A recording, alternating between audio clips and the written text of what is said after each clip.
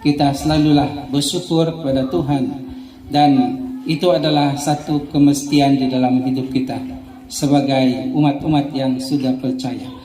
Rasul Paulus mengingatkan kepada kita di dalam 2 Korintus pasal 13 ayat 11 mengatakan begini: akhirnya saudara-saudaraku, bersukacitalah, berusahalah untuk menjadi sempurna, terimalah nasihatku, katanya, hendaklah kamu sehati dan hidup rukun.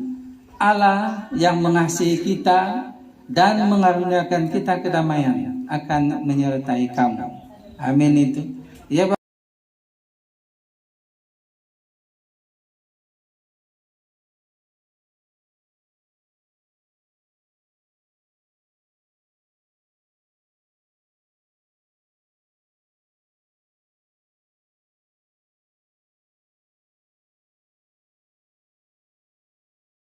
kata-kata menyampaikan firman Tuhan yang suci pada saat pagi ini, dan sudah pasti apa yang akan kita kongsikan itu akan menjadi kekuatan, bahkan menjadi panduan di dalam kehidupan kita sebagai umat-umat yang sudah percaya. Tajuk khotbah pendek kita itu adalah Tuhan kita adalah Tuhan yang baik. Apabila dikatakan Tuhan kita adalah Tuhan yang baik, saya percaya semua umat yang sudah percaya tidak akan pernah menafikan yang mana Allah kita itu adalah Dia yang sangat baik sekali. Sebagai umat-umat Tuhan yang sudah percaya, kita dikatakan harus mengetahui dan percaya bahwa Tuhan kita itu adalah Tuhan yang baik. Nah, setelah kita mengetahui bahwa Tuhan kita itu adalah Tuhan yang baik, maka melaluinya dapatlah kita selalu bersyukur kepada Tuhan kita. Sebab Tuhan kita itu adalah Tuhan yang baik. Ditulis di dalam 1 Tawarik pasal 16, apabila kita lihat ayat yang ke-34 mengatakan sebegini: bersyukurlah kepada Tuhan karena Ia baik, kasih-Nya kekal abadi. Amin itu. Amin. Ya. Apabila kita bangun tadi pagi, saya melihat di tingkap mendung, dan tidak lama kemudian ada bunyi di atap, dan saya mulai teringat apa yang akan kita laksanakan pada pagi ini. Ya. Dan saya mulai berpikir, dapatkah datang di sana? Ditambah lagi tepi pantai dikatakan. Saya yang tidak pernah tahu bagaimana keadaan pantai, bagi saya pantai itu mungkin sedang pasang ketika itu. Ya, ditambah lagi dengan hujan. Rupanya ya pantai bukan pula sebagaimana yang saya bayangkan. Dan saya juga membayangkan mungkin angin kuat ini. Ya, tetapi puji Tuhan, nampaknya apabila kita sudah berada di tempat ini, dan kita sudah melihat betapa suasananya begitu indah sekali. Ya, Tuhan telah memberikan kita laluan untuk dapat menikmati persahabatan, persaudaraan pada saat pagi ini. Kadang-kadang kita berpikir kalau hujan atau angin kencang, atau selalunya yang kita kenal sebagai cuaca yang tidak baik, kadang-kadang kita mengatakan kenapa boleh jadi begini, ya kan? Dan kadang kita mengatakan kenapa Tuhan kasih turun hujan di waktu-waktu kita sudah merencanakan sesuatu. Tetapi yang pasti Tuhan itu lebih tahu.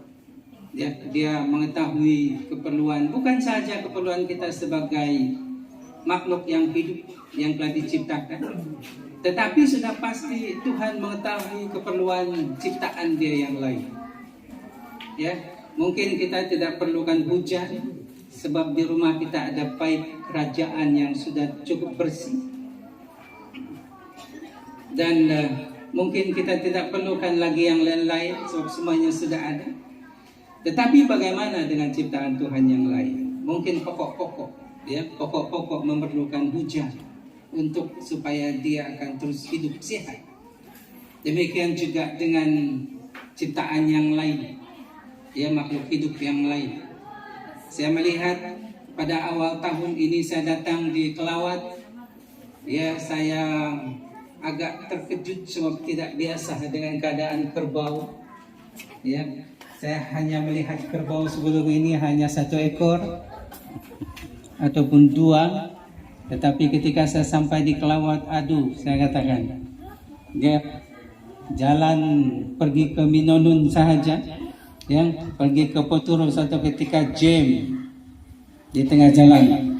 Dan saya tidak berani dekat-dekat dengan itu kerbau, saya takut ditanduk. Ya, saya cuma berani hon daripada jauh. Nah, kita lihat, mungkin hujan tidak perlu untuk kita, tetapi hujan perlu untuk mereka. Amin itu. Ya, kalau hujan memang kerbau kita sangat senang dengan itu. Maka itu kita hendaklah selalu bersyukur kepada Tuhan di dalam segala hal. Apakah cuaca itu baik bagi pandangan manusia, keadaan cuaca itu tidak baik bagi pandangan manusia, kita selalulah bersyukur kepada Tuhan. Dan itu adalah satu kemestian di dalam hidup kita sebagai umat-umat yang sudah percaya. Keutamaan kita dikatakan bersyukur kepada Tuhan. Selalu bersyukur kepada Tuhan itu dikatakan adalah obat hati. Ya, yang merujuk kepada perasaan lah. Bersyukur kepada Tuhan adalah obat perasaan kita. Ada waktunya perasaan kita ini kita juga tidak memahami. Ya kan? Ada waktunya kita bingung, ada waktunya kita sedih, ada waktunya kita marah, ada waktunya kita tidak tahu mau buat apa. Apabila kita bersyukur kepada Tuhan, maka Tuhan akan membantu kita untuk supaya perasaan kita ini menjadi terkawal dan menjadi tenang. Nah ini.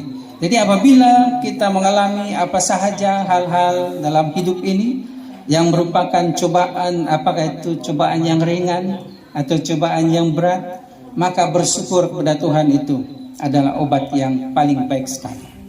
Ya, setiap kali saya jatuh sakit, saya selalu bersyukur kepada Tuhan dengan mengatakan, terima kasih pengalaman ini Tuhan. Dan walaupun saya sudah tunggang terbalik di tempat tidur, tetapi masih kuat untuk menghadapinya ini. Apabila selalu bersyukur kepada Tuhan, maka kita akan menjadi kuat. Ya, bahkan apabila kita selalu bersyukur kepada Tuhan, maka segala sesuatu yang negatif itu tidak akan masuk di dalam keluarga ini, di dalam hati kita maksud saya. Bahkan diperluaskan kepada keluarga kita. Dan sebagaimana yang telah kita ketahui, nasihat-nasihat Rasul Paulus kepada umat-umat yang percaya adalah supaya tetap mempunyai kesatuan. Bagaimana itu boleh berlaku apabila kita selalu bersyukur kepada Tuhan. Ya, Rasul Paulus mengingatkan kepada kita di dalam 2 Korintus pasal 13 ayat 11 mengatakan begini. Akhirnya saudara-saudaraku bersukacitalah, berusahalah untuk menjadi sempurna. Terimalah nasihatku katanya. Hendaklah kamu sehati dan hidup rukun. Allah yang mengasihi kita dan mengaruniakan kita kedamaian akan menyertai kamu. Amin itu. Ya, bagaimana supaya hidup ini boleh rukun? Apabila kita mengutamakan yang satu itu, yaitu selalu bersyukur kepada Tuhan. Apabila itu tidak diamalkan dalam hidup ini, maka kerukunan dalam keluarga ini tidak akan berlaku. Kita akan saling bersengketa dengan satu dengan yang lain, ya, dan kita akan mengalami saat-saat yang sangat menyedihkan. Ya, perselisihan, perpecahan berlaku apabila kita tidak bersyukur kepada Tuhan. Maka itu umat-umat Tuhan yang sudah percaya, apakah kita ini ya daripada golongan yang sedemikian, bahkan saya sempat mendengar apa yang dikatakan oleh pemimpin acara kita, yang mana di dalam kelompok kita sekarang ini dia datang daripada beberapa keyakinan dan kepercayaan. Ya, kita sangat memuji Tuhan sebab kita di Sabah ini luar biasa kesatuan dia. Ya, bolehlah dikatakan Sabah ini sebagai contoh kepada satu Malaysia.